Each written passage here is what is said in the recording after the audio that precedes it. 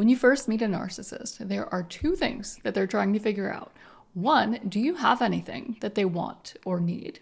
And two, are you able to be manipulated to give them that thing they want or need? And if they think the answer is yes to those two questions, they will proceed with the mind games we're about to talk about today. And so let's just jump straight in with the first one. This is one of the first mind games that you may notice with a narcissist. So let's go ahead and jump in with the first one. And this is one of the first mind games that you may notice with a narcissist. And it is called negging. So to put it simply, negging is giving a compliment and almost taking it away or contradicting it in some way. So you're really pretty for someone your age. Or something like, I can't believe you figured that out. You look a little slow. So the reason why manipulative people use this tactic called negging is to put themselves above you. And it can be subtle or it can be really intense. But they want you to feel like you have something to make up for right off the bat.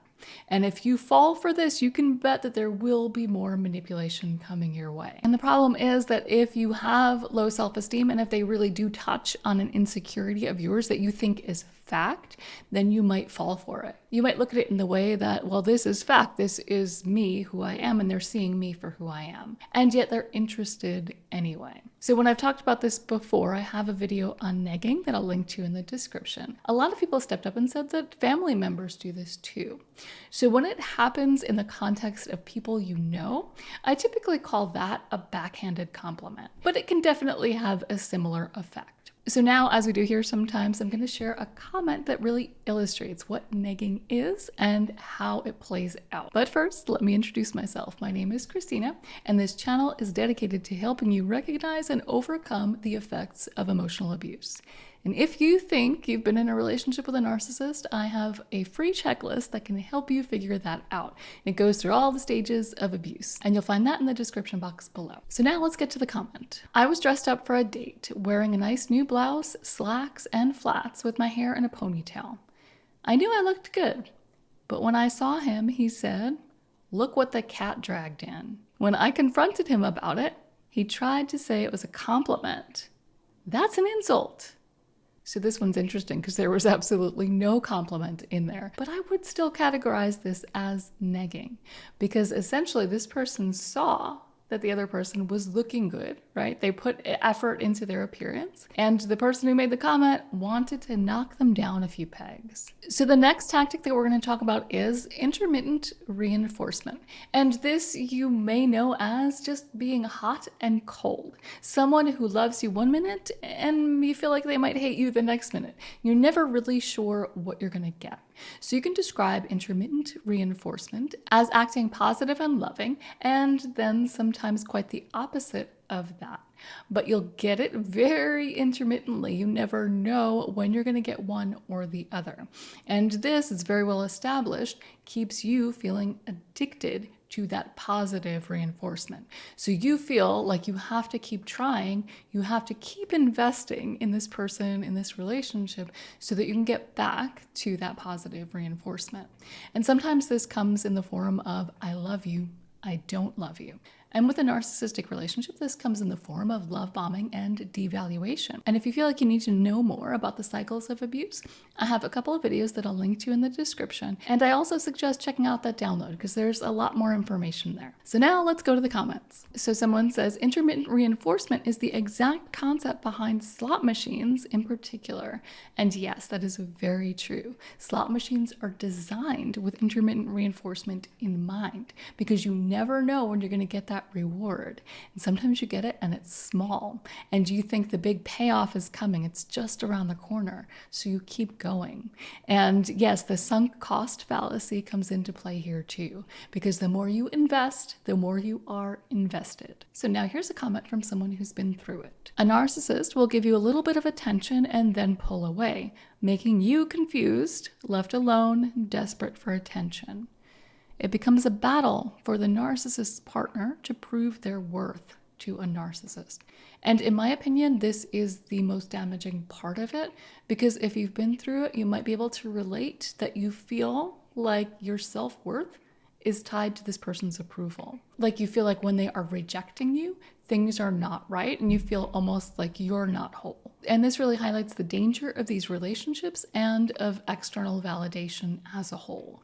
But I want you to know that the good news is that you can get out. There is a way out of the trauma bond. And definitely the first step is learning about it, learning about what it is and that none of this is your fault. So I'm going to link to a video in the card and the description that can help you learn a lot more. So the next mind game that narcissists might play is baiting. Actually, I don't want to say might play. All narcissists play this mind game.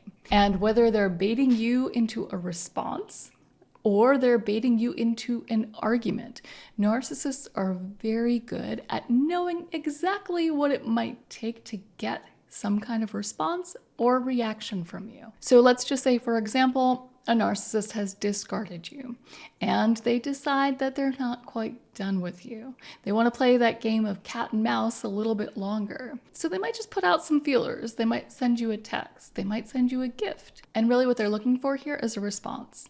And make no mistake about it, they don't care if it's an angry response. A response of any type is a win for the narcissist.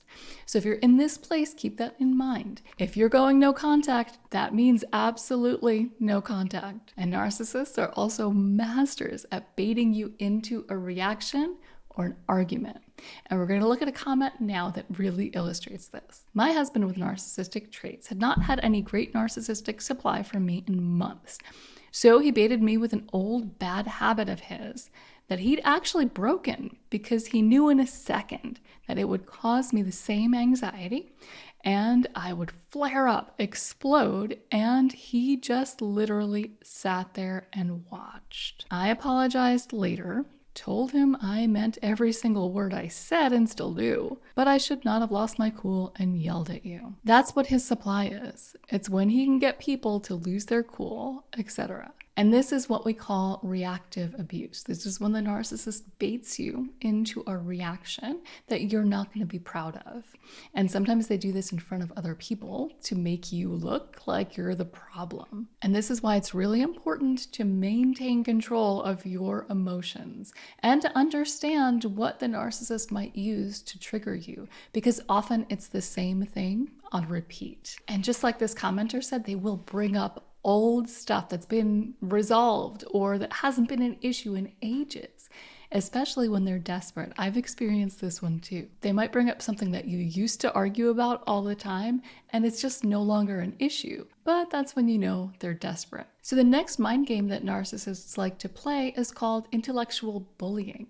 And this is when they will throw a lot of information at you so that you have trouble following what's going on. And it's not that you don't have the intelligence to follow the conversation.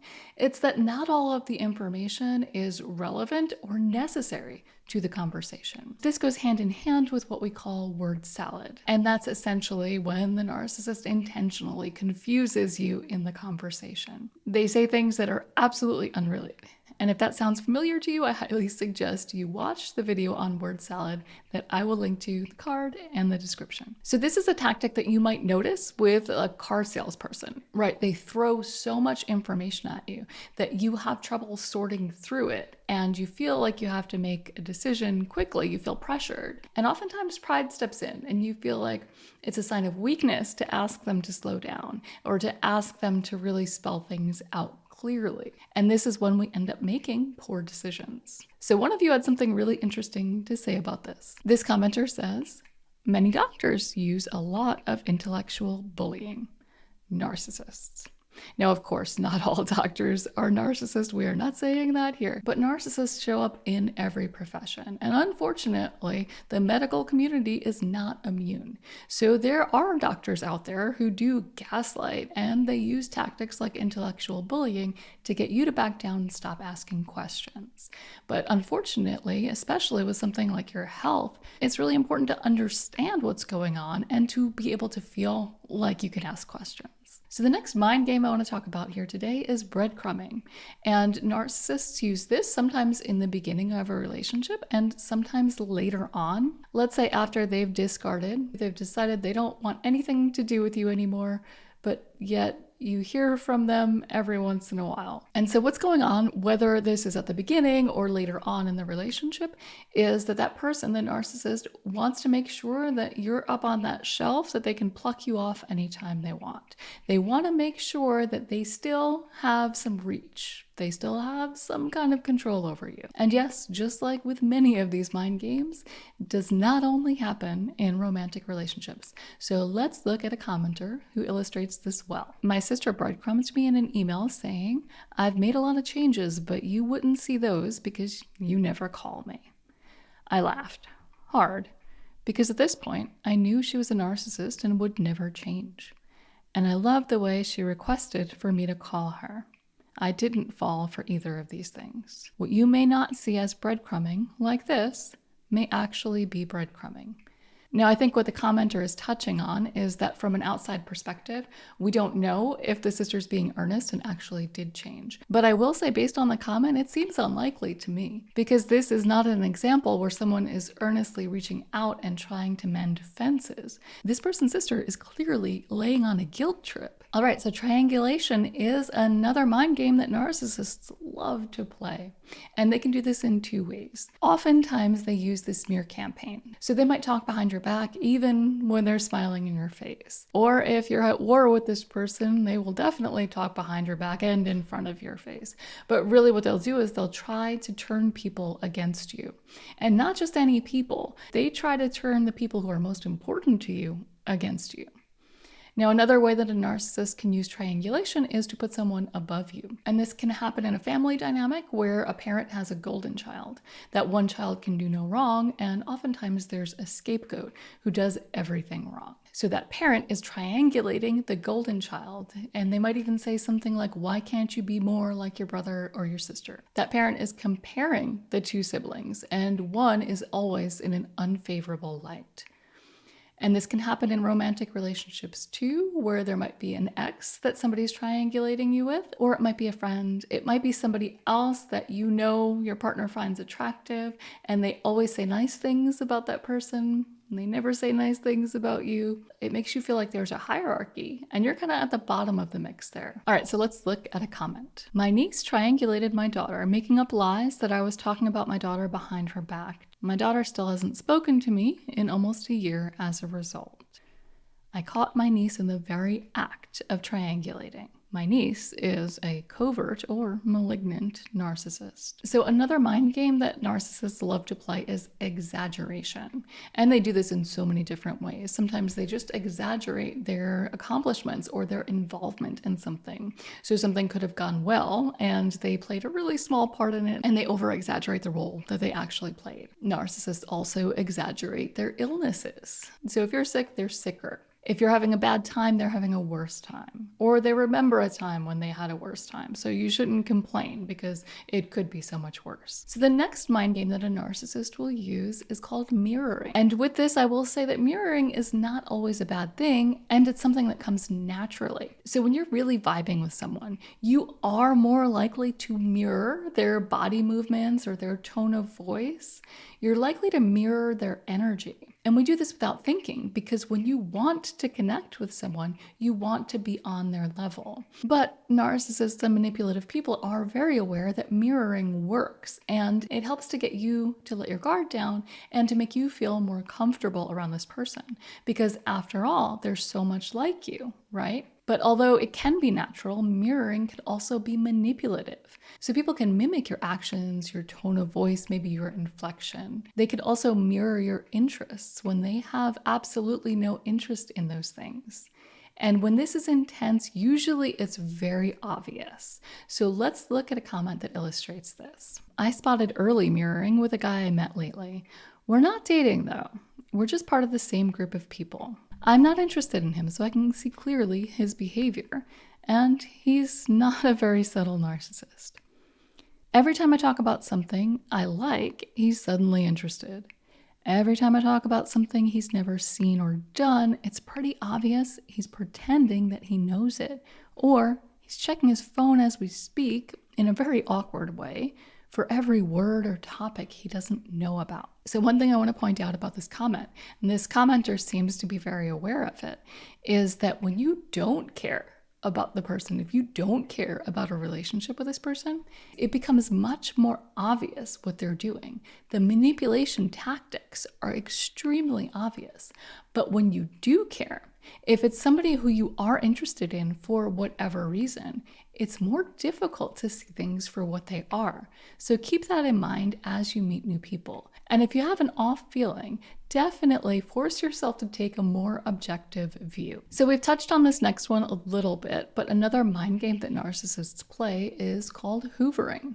And that is after they've gone through the cycles of abuse. And again, that is love bombing, also called idealization, devaluation, where they start to put you down, and the discard, where they just brutally end things and walk away. Oftentimes they do it in a way where they're really burning bridges, and you would not imagine that this person would have the nerve, the audacity to come back into your life again, but they do.